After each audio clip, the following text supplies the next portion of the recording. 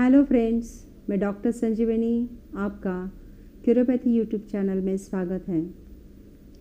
Last video में हमने epidemic diseases, influenza and other diseases के बारे में डिस्कस किया। आज का वीडियो हम हेडेक के बारे में डिस्कस करेंगे। हेडेक एक साधारण बीमारी लोग समझते हैं, लेकिन देखा जाए तो वैसे वो साधारण नहीं है। बहुत लाइटली ले लेते हैं हेडेक के लिए लोग। बस कुछ भी एनाल्जेसिक घर में जो होगा वो ले लेते हैं, नहीं तो सेल्फ मेडिकेशन करते हैं और बस थोड़ा सा ठीक लगे तो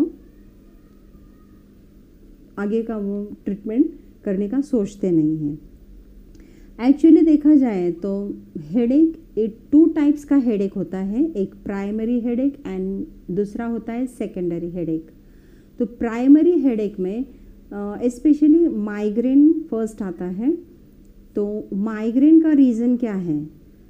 तो माइग्रेन का रीज़न एक तो हेरिडिटरी है, दूसरा है एनवायरमेंटल।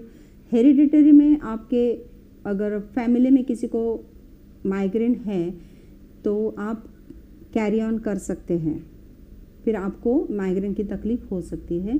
और एनवायरमेंटल यानी नॉइज़, ज़्यादा नॉइज़ होता है, साउंड पोल्यूशन होता है, या कुछ चीज़ों से बहुत सेंसिटिव होते हैं लोग, तो उससे भी जैसे एनवायरनमेंट होता है उनको बर्दाश्त नहीं होता है, ऐसे एनवायरनमेंट से भी आपको माइग्रेन की तकलीफ़ हो सकती है। स्ट्रेस, टेंशन से भी माइग्रेन की तकलीफ़ आपको हो सकती है। तो माइग्रेन है यूनिलैटरल, यानी एक साइड का, राइट साइड का नहीं तो लेफ्ट साइड का, एक ही साइड का आपको हेडेक हो सकता है। तो इसका ऑनसेट कैसा है? ऑनसेट यानी वो कैसे स्टार्ट होता है और कब तक रहता है? तो ये धीरे धीरे स्टार्ट होता है, धीरे धीरे स्टार्ट होके फिर वो हायर लेवल पे जाता है, फिर ज़्यादा आपको बर्दाश्त नहीं होता है, पेशेंट सो के ही रहता है। तो ऐसे टाइम में आपको क्या करना है, क्या प्रिकॉशन लेना है कि आगे आप बार बार उसका माइग्रेन का आपको अटैक नहीं आना चाहिए। तो होम्योपैथिक मेडिसिन में आप बेलाडोना, फिर जेल्सेमियम, एकोनाइट, पैसिफ्लोरा, मैकफॉस, ऐसे मेडिसिन आप ले सकते हो। और REPL कंपनी का डॉक्टर एडवाइस नंबर 65 ये मेडिसिन भी आप माइग्रेन में यूज़ कर सकते हो। और रही बात आपकी खुद की प्रिकॉशन की, तो आप स्ट्रेस, टेंशन ज़्यादा न ले, फिर खाना टाइम पे खाएं, ज़्यादा रात को लेट तक जागना नहीं है, आपको टाइम पे सोना है, टाइम पे उठना है और खाना प्रॉपर खाना है। आपको आइडेंटिफाई होना चाहिए कि किस खाने से आपको तकलीफ़ होती है ताकि हेडेक बढ़ता है, तो ऐसी चीज़ें आप अवॉइड कर सकते हैं। तो ये हुआ माइग्रेन के बारे में। फिर दूसरा है cluster headache. Cluster headache generally trigeminal neuralgia और वेगस नर्व, जो फेशियल नर्व्स हैं उसके कारण होते हैं। उसमें अगर इन्फ्लेमेशन आया है और खिंचाव आया है नर्व्स में, आपकी नर्व्स को कुछ डैमेज हुआ है फेशियल नर्व को, तो वो जो पेन है वो रेडिएट होके आपके आईज़ के अराउंड जाता है। आईज़ की बस आजू बाजू में ही वो पेन ज़्यादा होता है। तो ये जो पेन है उसके कारण हॉर्नर सिंड्रोम डेवलप होता है। क्या होता है ये हॉर्नर सिंड्रोम? तो ये हॉर्नर सिंड्रोम में 2 टाइप्स के सिम्टम्स डेवलप होते हैं। एक होता है टॉसिस और दूसरा होता है मियोसिस। तो मियोसिस में आपका जो आँख में प्यूपिल है, जो आप आँख अगर देखेंगे तो आँख में एक राउंड गोल दिखता है, उसमें और एक छोटा गोल होता है, उसको प्यूपिल कहते हैं। तो वो डायलेट होता है, कॉन्ट्रैक्ट भी होता है। जैसे लाइट आपके ज़्यादा लाइट आएगा तो वो कॉन्ट्रैक्ट होता है, और कम लाइट में अगर आप देखने के लिए जाएंगे तो आपका वो प्यूपिल है वो डायलेट होता है।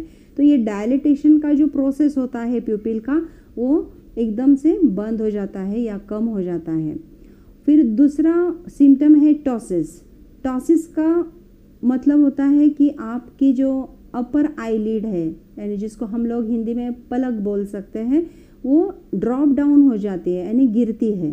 वो ओपन होने में तकलीफ़ होती है वो ओपन नहीं हो सकती है।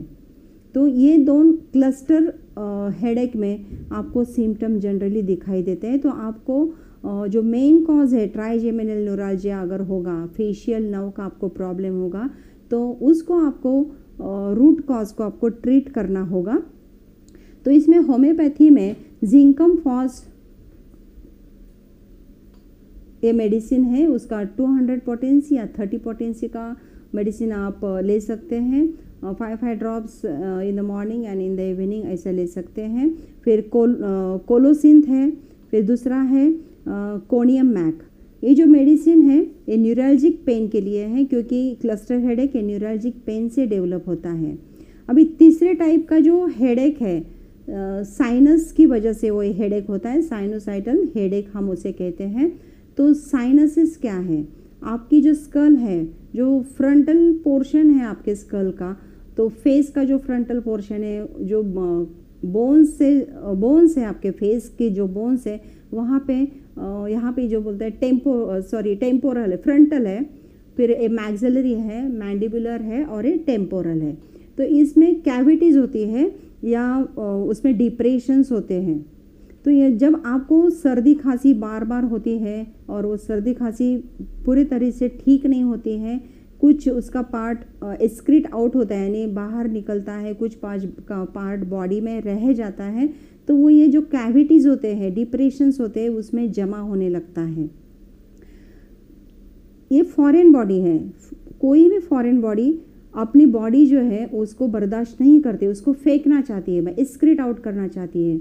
लेकिन अगर जब ये एक्सक्रीट आउट नहीं होते, जो कफ होता है, बलगम जो होता है, वो बाहर अगर नहीं निकलेगा तो स्टैग्नेंट कंडीशन में आपके बॉडी में यानी साइनसिस में रह जाएगा।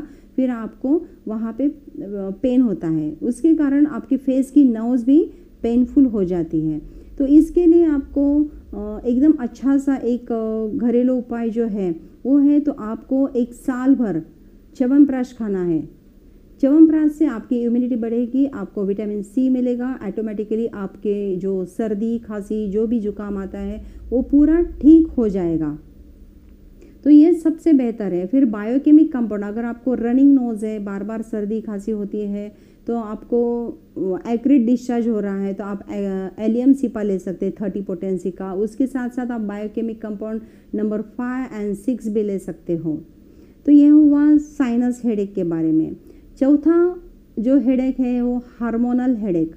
तो ये हार्मोनल हेडेक जब हार्मोनल इम्बैलेंस हो जाता है, specially in the period of menses ladies में, तो एस्ट्रोजन जो हार्मोन है उसका लेवल आपका एकदम कम होने के कारण भी आपको हेडेक हो सकता है। तो आप हार्मोनल इम्बैलेंस के लिए आप जनरली आपके जो फिजिशियन हैं उनके पास जाए, नहीं तो आप होम्योपैथ डॉक्टर से मिलें, ताकि आपकी हार्मोनल लेवल बैलेंस में आए। और हार्मोन लेवल बैलेंस हमेशा रखने के लिए गैनोडर्मा एक फूड सप्लीमेंट है, बहुत ही अच्छी है, जिससे आपका हार्मोनल इम्बैलेंस पूरे तरीके से ठीक हो जाता है। और बहुत सारे छोटे छोटे रीजंस भी है हेडेक के। उसमें आप अगर खाली पेट रहते हैं, तो बहुत देर से आप खाली पेट खाना नहीं खाया है, तो उससे भी आपका बिलियस जो सिक्रीशन है ज़्यादा होता है, एसिडिटी बढ़ता है, उसके कारण भी आपको हेडेक हो सकता है। फिर कॉन्स्टिपेशन दूसरा और एक रीज़न है हेडेक का, वो है कॉन्स्टिपेशन। 1-2 दिन आपको अगर लैट्रिन पास नहीं होता है तब भी आपको बहुत ही हेडेक होता है। तो ये सारे रीज़न हैं हेडेक के। दूसरा जो टाइप है सेकेंडरी टाइप ऑफ हेडेक, तो इसमें इंटरक्रैनियल हेमरेज होता है और ये बहुत सीरियस मैटर होता है। एक क्लिनिक लेवल पे आप ट्रीट नहीं कर सकते, आपको न्यूरोलॉजिस्ट के पास ही जाना पड़ता है। तो सेकेंडरी टाइप हेडेक जो होगा, आपको सीवियर समझ के आप न्यूरोलॉजिस्ट के पास जाके उसका जो ट्रीटमेंट है वो कर सकते हैं। तो आज का जो वीडियो है हम लोगों ने देखा हेडेक के बारे में, उसके मेडिसिन्स भी मैंने कुछ बताए हैं। तो आप अगर आपको तकलीफ़ है तो आप इसका इस्तेमाल कर सकते हो। आज का वीडियो आपको अच्छा लगा होगा, उम्मीद करती हूँ। लाइक करें, शेयर करें, सब्सक्राइब करके बेल आइकॉन का बटन दबा दीजिए। Thank you very much.